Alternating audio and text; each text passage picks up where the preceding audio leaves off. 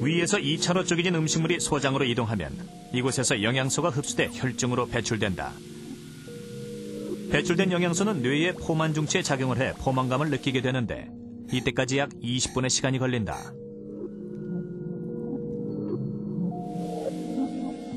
그런데 잘 씹지 않고 빨리 먹어 음식물 덩어리가 크면 위에서 오래 머물게 돼 포만감을 느끼는 데 걸리는 시간이 그만큼 길어진다.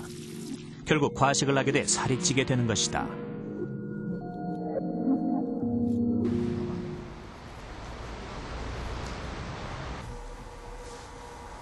올해 39살의 최경희 씨. 두 아이의 엄마임에도 불구하고 군살 없는 날씬한 몸매를 자랑한다. 그러나 3년 전만 해도 최 씨는 고도 비만이었다. 지금 이게 이렇게 남네요? 과거에 이제 이거를 딱 입으셨을 때는 이렇게 좀 접을 틈이 없을 정도로 딱 맞았고요. 타이트했던 말씀이시죠? 예. 예, 아기 낳고도 한동안은 못 입었었어요, 이거를. 작아서요? 예. 출산 후 늘기 시작한 몸무게는 급기야 78kg에 육박했다. 체중 감량을 위해 안 해본 노력이 없지만 돌아오는 건 언제나 요요 현상뿐. 고민은 점점 깊어갔다. 저 같은 경우에는 30kg 셀프대 같은 거를 이고 산다고 생각을 하거든요. 그럴 경우에 그냥 자리에서 일어나는 것조차도 힘들 수가 있거든요. 근데 이제 일반인들은 그런 그 어려움을 모르시죠, 전혀.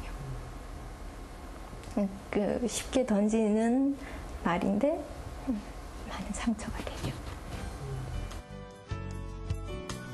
그러나 3년 전부터 시작한 최 씨만의 비법으로 지금의 체중을 유지할 수 있었다.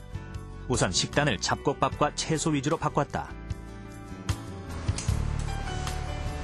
최경 씨가 식단을 바꾼 데는 특별한 의도가 있었다. 바로 천천히 오래 씹기 위한 것.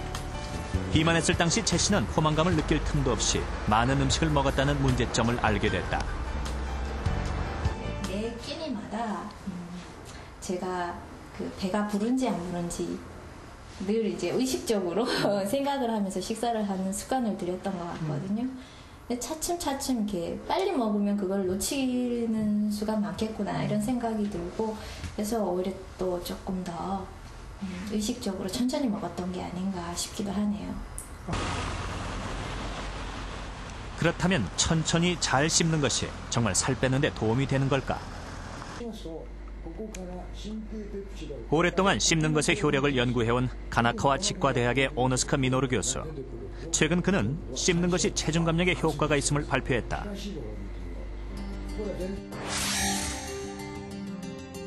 (60명의) 여대생을 대상으로 10주 동안 식사 전 10분 동안 껌을 씹게 한 결과 평균 3-4kg의 체중 감소 효과를 나타냈다. 씹는 활동이 어떻게 체중을 감소시키는 것일까? 뇌 안의 시상 하부에는 포만 중추나 섭식 중추와 같이 식욕을 담당하는 기관이 있다. 그런데 우리가 씹는 활동을 하게 되면 배부름을 느끼게 하는 포만 중추가 자극되는 반면 식욕을 일으키는 섭식 중추가 억제된다. 이런 원리로 체중이 감소하게 되는 것이다. 씹는 행위는 포만 중추를 자극하고 섭식 중추를 억제해 식사량을 줄이는 것 외에 부신피질 호르몬의 당질 코르티코이드 또는 갑상선 호르몬의 사이록신 등의 분비를 도와 신진대사가 촉진됨으로써 체중이 감소한다고 추정할 수 있습니다. 뿐만 아니라 오노스카 교수는 씹는 것이 기억력 향상에 도움을 준다는 사실을 실험을 통해 입증했다. 오노스카 교수는 수십 장의 그림을 보여준 후 2분간 껌을 씹게 했다. 그런 다음 이전 그림과 비슷한 그림을 다시 보여주면서 같은 그림인지 아닌지를 기억해내도록 했다. 씹기 전보다 씹은 후의 기억력이 향상됐는데 주목할 점은 젊은 사람들보다 나이 많은 사람일수록 기억력 향상 정도가 더 컸다는 사실이다. 기억력 실험은 다양한 연령을 대상으로 했지만 특히 중년 이후 노인들에게서 놀라운 결과가 나왔습니다. 씹고 난 후의 기억력은 50세 이후 서서히 증가해 60, 70대에 이르러서는 상당히 두드러진 상승 효과가 나타났습니다. 결과적으로 씹는 행위는 노인들의 인지증, 즉 치매 예방에 크게 효과가 있을 것이라고 말씀드릴 수 있습니다. 실제로 기억을 담당하는 해마의 변화를 fMRI로 관찰한 결과 씹은 후에 해마가 더 많이 활성화되는 것을 확인할 수 있었다. 제작팀은 씹는 것이 뇌에 어떤 반응을 일으키는지 보다 구체적으로 확인해 보기로 했다.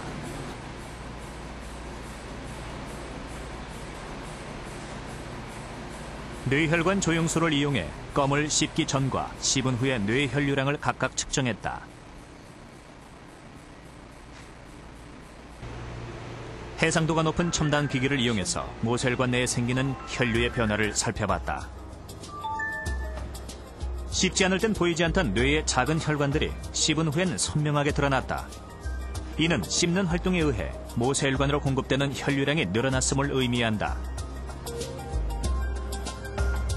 몸 전체가 이제 뇌하고 1대1 이렇게 대응이 돼가지고 신경근, 뇌 부분이 각 분야하고 연결이 되어 있는데 씹는 것도 똑같이 뇌 한 부분이 그 씹는 거를 관장을 하고 있죠. 그래서 우리가 씹게 되면 그 분야가, 그 부위가 활성화되면서 산소도 소모를 하게 되고 영양분도 다시 말하면 포도당 같은 거 쓰게 되는데 그 쓰는 걸 우리가 돕기 위해서 피가 자연히 흐르게 되죠. 많이. 들어온 피들이 이제 딴 데도 공급이 되니까 뇌 전체를 이제 도움이 되는 이런 역할을 하는 걸 겁니다.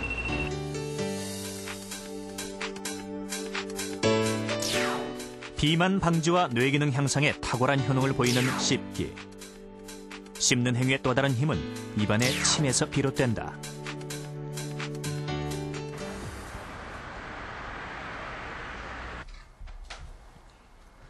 벌써 10년째 구강 건조증을 앓고 있는 장덕 씨. 장 씨의 가장 큰 고민은 침이 부족해 생기는 심한 입냄새다. 특히 음식을 먹으면 냄새는 더욱 심해져 최대한 자극 없는 음식들만 먹으려 노력한다. 또 입안이 자주 말라 식사 도중에 계속 물을 마셔야만 한다. 이렇게 마시는 물은 많게는 무려 10리터에 달한다. 입냄새를 없애기 위한 장 씨의 양치 방법은 남다르다. 우선 입을 헹군 후 치실을 하는 것으로 시작된다. 그리고 치아뿐만 아니라 혀까지 꼼꼼히 닦고 구강 청결제로 마무리한다. 침 부족 때문에 장 씨의 삶은 언제나 긴장의 연속이다. 입에 침이 없어서 윤활이 안 돼서 보통 때도 좀 냄새가 나는데 밥을 먹고 나면 음식물이 들어가잖아요. 근데 가공된 식품은 이렇게 입에 들어가고 소화가 되는 과정에서 또 냄새가 또 새롭게 나잖아요. 근데 그게 더 안 좋은 더 냄새가 더 심해질 거라는 그 강박관념 같은 게 거의 이제는 하도 오래 됐으니까 강박관념이 심해져서요.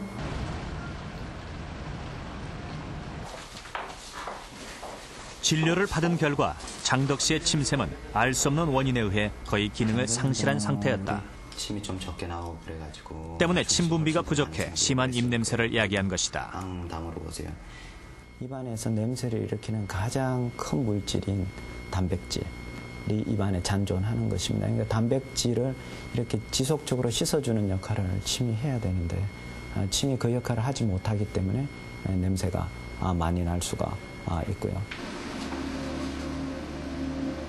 언제나 입안에 있기 때문에 그 중요성을 미처 깨닫기 힘든 존재인 침. 과연 침은 입안에서 어떤 기능을 하는 걸까?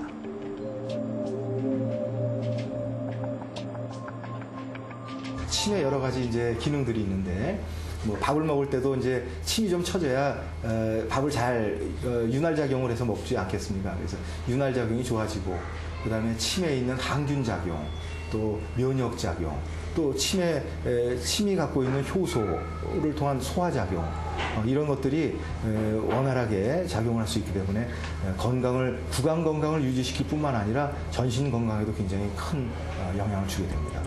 씹을 때 쓰는 것은 이렇게 다양한 건강 효과를 보이는 침의 분비를 활성화하는데 씹는 것은 과연 어떤 역할을 하는 걸까? 씹는 것과 침 분비량의 관계를 알아봤다. 1분, 3분, 5분씩 씹게 한 후 침 분비량을 각각 측정했다. 실험 결과 1분일 때 침 분비량은 1.4, 3분은 3, 그리고 5분일 때 4.9ml로 나타났다. 만약에 우리가 씹는 자극을 주지 않고 1분, 3분, 5분을 측정했다면 당연히 3분